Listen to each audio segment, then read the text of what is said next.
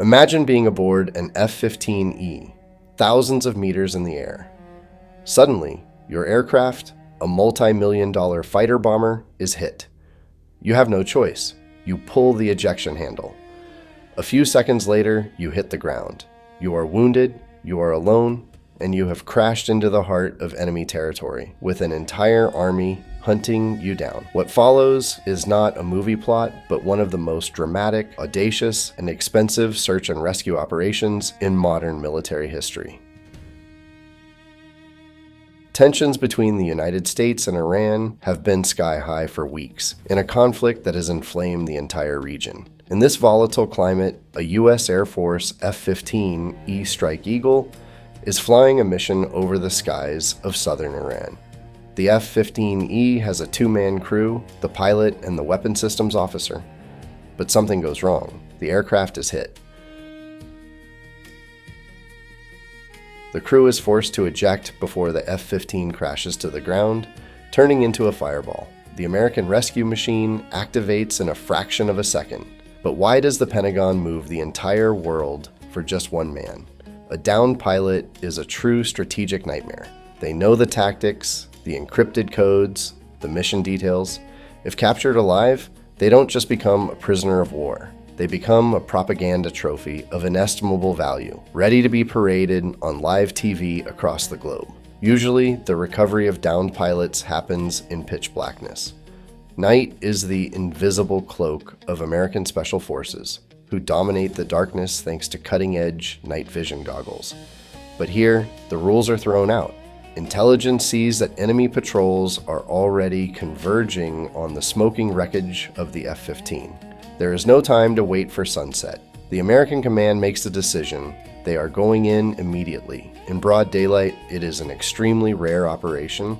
Intervening with the sun high in the sky means giving up every stealth advantage. Rescue helicopters become giant, perfectly visible targets for shoulder-fired missiles and enemy anti-aircraft artillery. When the Air Force recovery teams reach the crash zone, Iranian troops have already arrived within firing range. A violent firefight begins. American support fighters dive in, pouring a rain of fire onto enemy positions, while the helicopters drop low, skimming the ground. In the midst of this chaos, Special Forces rope down to the ground. They locate the pilot, wounded but alive, grab him, and drag him aboard. They take off in a cloud of dust and fire, leaving behind a smoking battlefield. They have saved the pilot, but the jubilation lasts only an instant. The weapon systems officer, call sign Dude 44 Bravo, the second crew member, is not with him. He parachuted further away, dragged by the wind into the rocky gorges. He is severely wounded, and the enemy knows very well that he is out there. Thus begins a terrifying manhunt. On one side, a wounded and isolated officer. On the other, the Iranian army, mobilizing troops en masse. For Tehran, capturing an American colonel alive is not just an invaluable war trophy. It is an unprecedented political lever. A $60,000 bounty is even placed on the airman's head for anyone who manages to find him. But the American officer is not truly alone. Kilometers above, American intelligence is working overtime. Surveillance satellites and drones are monitoring the area. In particular, they deployed a new, highly classified technology never tested before. Ghost Murmur, a tool capable of detecting the electromagnetic signature of a heartbeat even at great distances, and isolating it from background noise using artificial intelligence. After more than a day, the breakthrough arrives. Intelligence manages to pinpoint his exact location. He is holed up in a rocky area. Iranian forces are closing in relentlessly. It is a matter of hours, perhaps minutes, before they find him. The Pentagon and the White House must make an immediate decision, attempt a blitz that could turn into a bloodbath, or resign themselves to seeing him captured. There is only one choice. They are going in. Seeing him Sunday, April 5th. The rescue operation is launched. By order of the President of the United States, Donald Trump, the Pentagon unleashes hell. Dozens of combat aircraft, armed to the teeth, penetrate Iranian airspace to cover the recovery teams. Among them are rescue helicopters and massive C-130 transport aircraft. But Iranian anti-aircraft defenses are on high alert.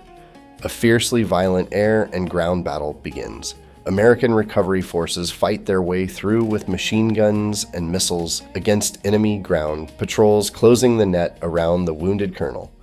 Iranian media reports casualties among their ranks during the Blitz. The operation is so intense that the Americans suffer severe material losses. Iran rejoices, claiming to have shot down American C-130 support aircraft and 2 Black Hawk helicopters during the clash. But U.S. sources tell another dramatic truth. To prevent their advanced technology from falling into enemy hands, after the aircraft became stuck or damaged in that remote area, the Americans themselves had to deliberately destroy their own vehicles before escaping. In the middle of this hell, special forces reach the colonel. He is in critical condition, severely wounded. They load him aboard under enemy fire and take off. Moments later, the American fleet withdraws. They did it. They pulled him out of hell. The official announcement came directly from President Donald Trump on social media, defining the action as one of the most audacious search and rescue operations in American history. He praised the courage of the surviving airmen, reassuring the nation that, despite his severe injuries, the officer will be just fine. Tehran tried to deny the success of the mission, speaking of an American failure and focusing on the destroyed equipment. But the facts are clear: the United States brought their man home.